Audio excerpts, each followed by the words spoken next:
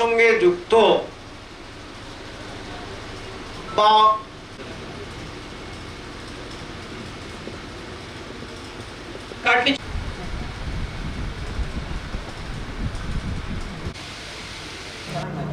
আজি মই আলমারকুজুল মিল্লি ফাউন্ডেশনের চেয়ারম্যান হিসাবে আজকে যে আমি আমার বরাক জোনের বরাকের বিভিন্ন প্রান্ত থেকে বিভিন্ন শিক্ষাবিদ, স্কুল কলেজের, ইউনিভার্সিটির পদাধিকারীগণ এবং আমাদের মেডিকেল কলেজ শিলচর থেকে শুরু করে আমাদের কাটলিজা পর্যন্ত যত মেডিকেল কলেজ রয়েছে প্রত্যেকের সুপারিনটেন্ডেন্ট এবং ডক্টররাও এসেছেন। এখানে বিভিন্ন আলোচনা হয়েছে রেপ নিয়ে।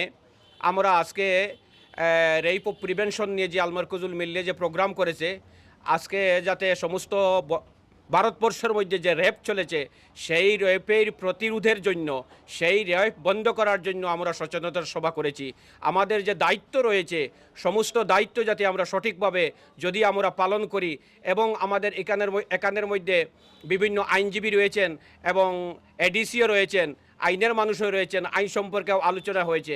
আমি বলবো সবাইকে আজকে যেগুলো আলোচনা হয়েছে এইবিলাক যদি সকলো যদি মানিয়ে নেয় এবং যদি এইবিলাক আলোচনাকে যদি আমরা বাস্তবে ইমপ্লিমেন্ট করতে পারি, তাহলে ইনশাআল্লাহ আমি আশা রাখবো ভবিষ্যতে আমাদের ভারতবর্ষ রেপ থেকে মুক্ত হব।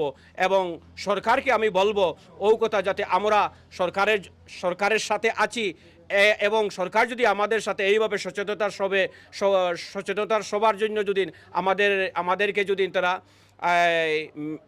ডাকে বা মেনে নেয়, তাহলে আমরা সচেতনতা সভা করব। আর সচেতনতার সবার মাধ্যমে স্কুল, কলেজ, ইউনিভার্সিটি এবং মেডিকেল কলেজে যদি এইভাবে সভা হয়, এইভাবে সচেতনতা প্রিভেনশনটি যদি সভা হয়, তাহলে ইনশাল্লাহ আমি আশা রাখবো আমাদের মেয়েরা, আমাদের ছেলেরা ইনশাল্লাহ রেপ থেকে ভবিষ্যতে নিস্তার লাভ করবে।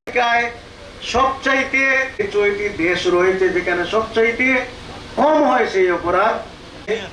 যে মূল্যবোধ, সমাজের যে দৃষ্টিভঙ্গি, একটা বিষয় আছে। এই ঘটনাটা যে অপরাধ মূল্যবোধ যে সমাজে রয়েছে, সেই দর্শনের রেকর্ডেড কমপ্লেন আমাদের দেশে সমাজে এখন বেড়ে যাচ্ছে।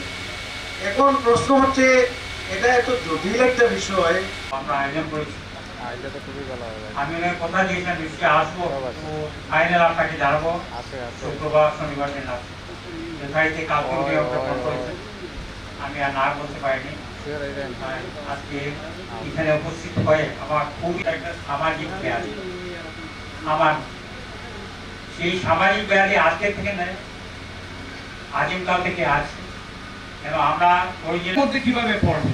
তারপরে এখন আমাদের বিএনএস হয়েছে, ভারতীয় ন্যায় সংহিতা হয়েছে, সেটাতেও সেকশন বদলে গেছে। তো কিছু আইনের উপরে অল্প দৃষ্টিপাত করে আমি এই কথাটা একটু part of the administration. What we do is that we always encourage. আমাদের হোসেন স্যারকে, হোসেন আহমেদ বলবিয়াকে আজকে সকালেই ফোন করে বলেছিলাম যে আমি আসতে পারবো না পার্সোনাল ইস্যুজের জন্য, বাট উনি যেভাবে এত আপন করে মানে আমাকে বললেন যে আসতেই হবে, মা বলে